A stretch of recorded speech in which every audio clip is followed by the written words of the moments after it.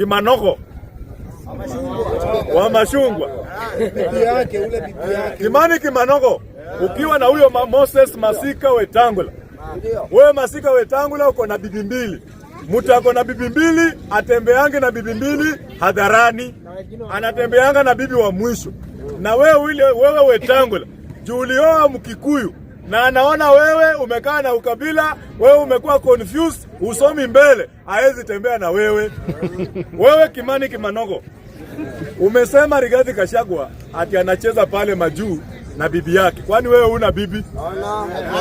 Hii serikali ya William Ruto mumeshinda mkinapiga mabibi mpaka mmeogopa kutembea na mabibi zenu kwa hadhara, juu wao mabibi wako na mainjari. Tembeeni na mabibi tuone Mama Boys anang'ara. Hata akienda mbele ya watu anapendeza. Na sisi tunataka kuambia hivi, Kimani Kimanoko, wewe kama unataka kuwa bibi ya Ruto, wewe enda kuwa bibi ya Ruto. Lakini kuja kututishia kwa Rigathi, wachana na Rigathi vile matako iliachana.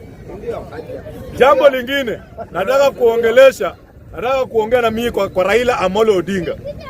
Raila, sasa umeenda umetembea. Sasa kitendawili.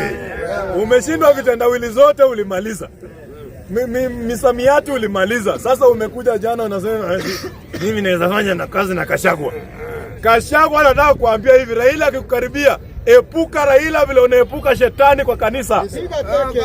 Raila waje ajipake matope yenye alijipaka huko kwa William Samoei Ruto. Wananchi power.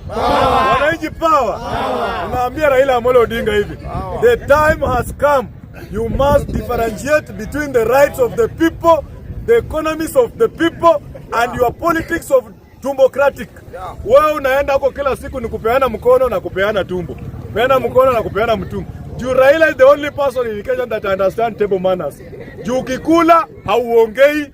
Sasa juu sahi unakula, jana nilikuwa naona hata sauti haitoki kwa sababu chakula iko kwa mdomo. Wananchi power.